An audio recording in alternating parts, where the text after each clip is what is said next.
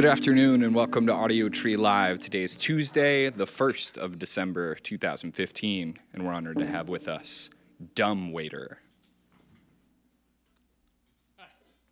Happy to be here.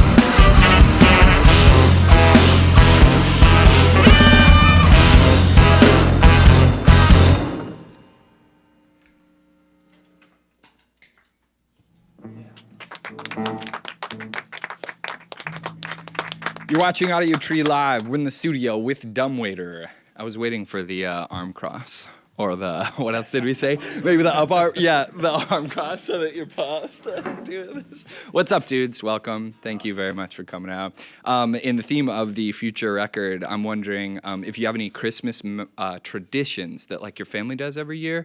Ours is just cutting down a real Christmas tree. Like every year our family goes out to this same place that was near the town that I grew up in and cut down the tree like all together, brought it back, put it up and decorated it or whatever. They can be quirky or like similar, you know. We had this tradition of getting like 12 footers that won't actually fit in the house. Okay, yeah. Like wrapping them in a tarp and having to run through this door to actually get it in. Yeah, to like. And at the end of the season, my dad's got like a chainsaw out, cutting it in the living room.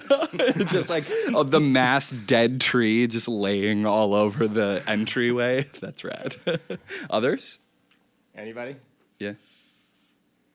I'm afraid not. Okay. Not Yeah. this guy. Does your family like do Christmas? I don't know, dinner. Do you do traditional Christmas dinner? Absolutely. We certainly celebrate. We weren't very very religious. So. Okay, sure. Yeah. So it wasn't like an iconic thing or anything No, for you. no. Yeah. Right on.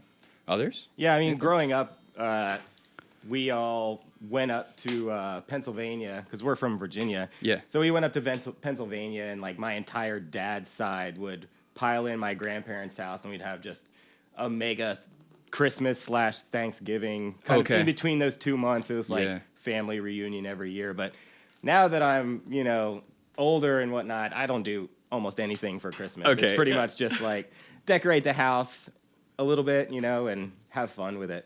Do you guys do anything as a band, or have you? Have you played a show, a Christmas show ever? We've been talking about one this year, actually. Okay, Down yeah. in Richmond, Virginia, with, two really good local bands, Snack Truck, and possibly Spooky Cool. Okay, cool. Yeah, and just having like a big party or having a bunch of people at that scene Yeah. or anything. We were talking about noise ordinances a little bit walking in. Like, is there not much of a house scene because of things like that? Or, I mean, is it hard to put on house shows out there? We have a huge house scene. Oh, okay, Yeah. okay.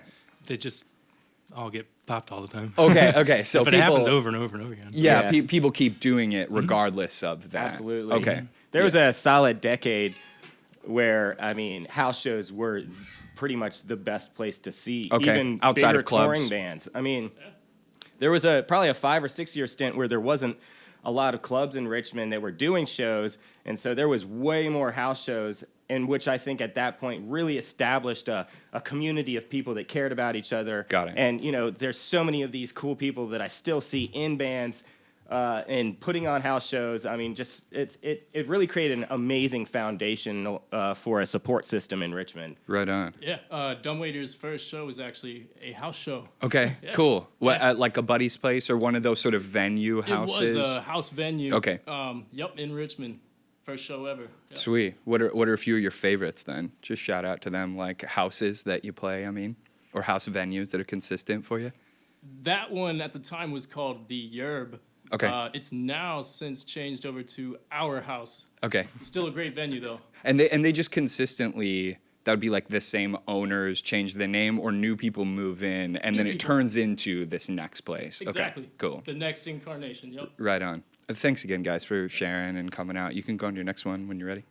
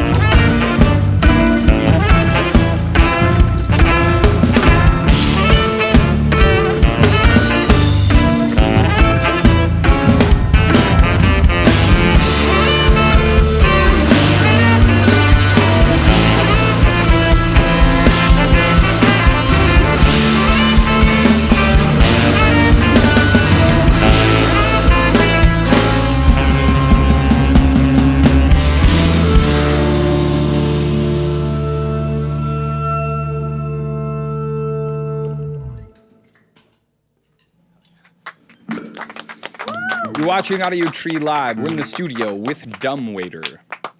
So you guys are playing music that's often really, really quick and technical. It involves a lot of like finger dexterity, and especially on drums. I'm curious if you've ever gotten to a point where you realized you actually had to start working out to play your own music, or maybe just getting to the point where like you had to do physical training to play your parts. Absolutely.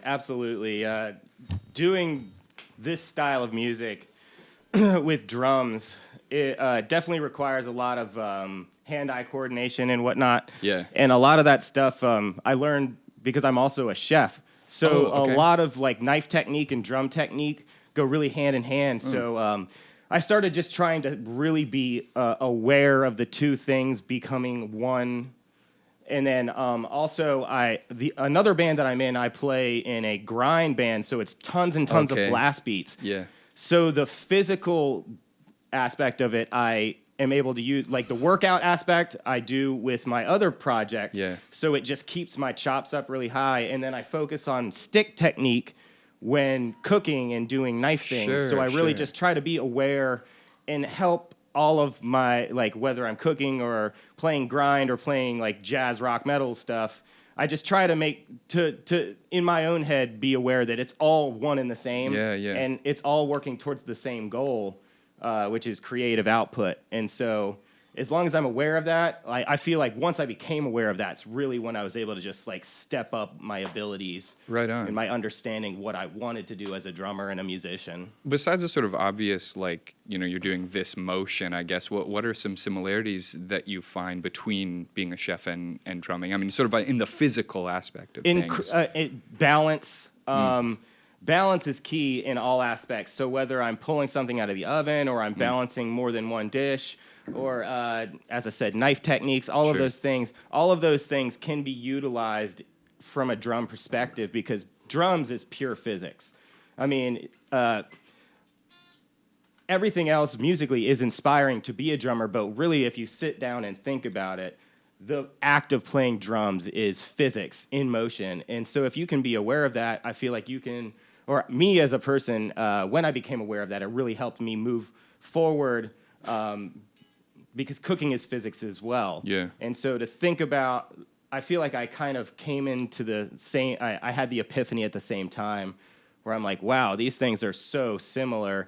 It's both working towards a creative output. It's both utilizing physics.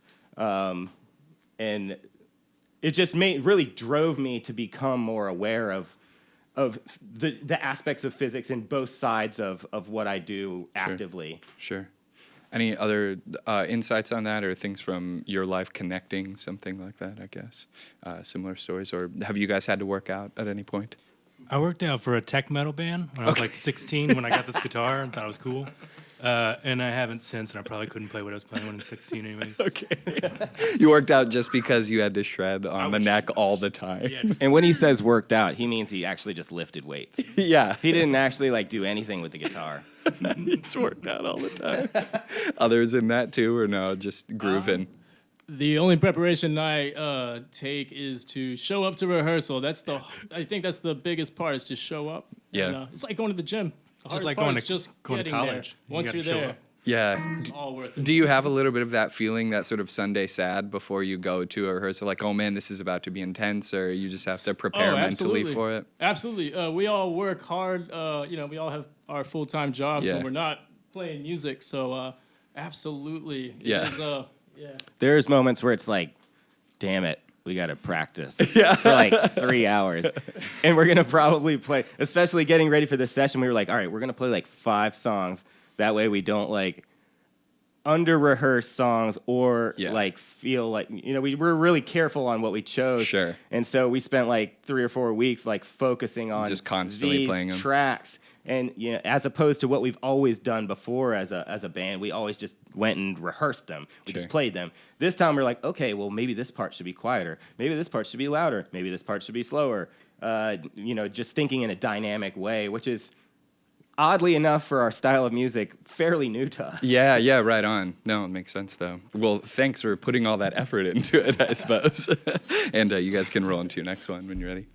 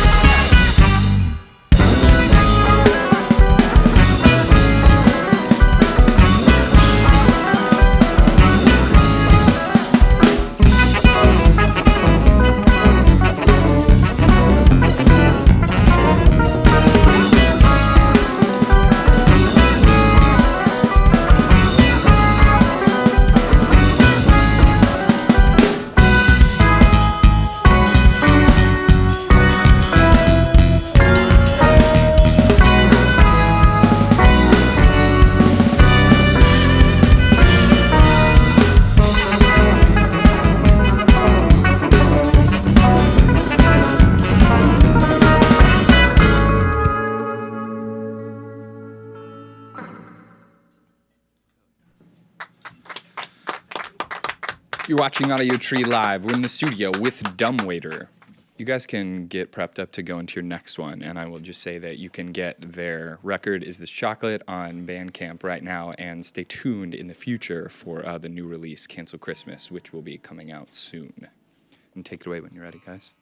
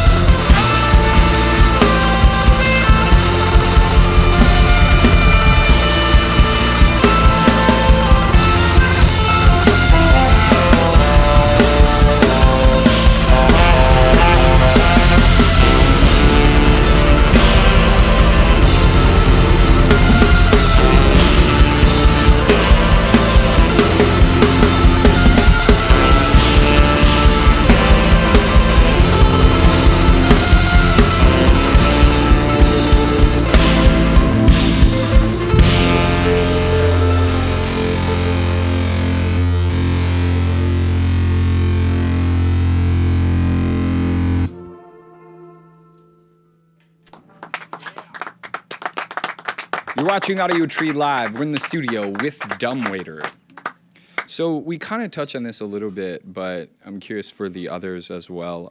Was there a point in playing your instrument where you achieved some level of, let's say, understanding of it that kind of took you to the next level? Whether it was watching a performer play that you were like, man, I didn't know they could do that with a sax or a guitar or something like that, or just some training that you received that bumped you from beginner stage to advanced or something along those lines? Well, I know for myself, I played saxophone since I was in fourth grade, so about 10 years old. Okay. And it wasn't until I was about 16 years old, I was a sophomore in high school, and I was in jazz band, and I was just learning how to improvise and kind of learning the instrument in a whole new way. Yeah. And it wasn't really until that point that I discovered the relationship just between the instrument and myself. Okay. As opposed to, having it be a chore, having it be a task. Sure. It became more of a mutual understanding. Okay, sure. And then stepping away from sheet music or from notes in front of you and actually being able to come up with them on your own or inventing them on the spot. Yeah, precisely. Sure. Others? I'd say a huge point for me taking it to the next level was incorporating pedals onto my bass rig, which was really inspired by Juan Alderete from the Mars Volta. Okay, sure. Guy's a very big proponent of pedals, and that really changed my outview on what a bass could be. Mm-hmm. You don't really see too many pedals on bass rigs, but Yeah. I love it. It's fantastic. Anything that makes our instrument sound like a completely new instrument, Sure. we welcome that. Yeah. And just giving you that extra texture, or extra Absolutely. boost to be able to do something different Yeah, with it. all the colors on the palette right Yeah. here, man. Yeah, right on. Nick, for you, man? Or I think all my friends when I was about 15, 16, 17 showing me really weirdo stuff. Okay. But the first guitarist I saw do crazy sweepy tappy stuff was Chris Arp from Psyopus. Okay. And then on the other end was Khaki King doing slap Yeah. and tap guitar, which Yeah. I also do. But I had been in hardcore bands and doing really weird stuff, but it wasn't until I saw those guys live was I like, oh my God, you can go over here. Yeah. And just shift away from picking and then having your fingers do the, fretting or whatever on the other side. Mm-hmm. Yeah. I also think that one big thing that was really affected us as a band was when we went and played South by Southwest, we all made it a point to go see Stanley Jordan, the jazz guitar player, who was one of the first guitar players to really popularize hammer-on and Okay. guitar tap. Okay. I mean, this guy, he plays 3 or 4 different guitar, like jazz or classical pieces. He'll play 3 or 4 different sections he'll have one guitar mounted, and then he'll have another guitar in his hands, and Whoa. he'll be playing 2 different guitars at the same time. 2 fingers doing one thing, 2 fingers doing another thing, so he's playing it was just- Multi-instruments. And all of us, we crowded to the front of this teeny little jazz club, and we sat right on the floor, like right in front of him. And we were like little kids in a candy store, this is someone that I never in my entire life would expect to see, Yeah. let alone even know that they were playing South by Southwest. Sure. And then we just happened to see it, and we were just like, oh, we gotta be here. And I remember the look on all of our faces was like, this is changing our lives. Yeah. So what was changing your lives? Just seeing one person do so much, or was it just experimentation with such a simple instrument? Anybody that innovates, Sure. anybody that innovates is inspiring to us. If it's pushing the boundary, we're all about it. Yeah, absolutely. To hear a whole symphony coming from one man on one guitar. And at one point, he actually stepped onto the grand piano, Yeah. playing both simultaneously. Yeah, grand piano and guitar at the same time. And it's Jeez. just gorgeous. Yeah. Right on. Sweet. Okay. Thanks for sharing. You guys can roll into your next one when you're ready.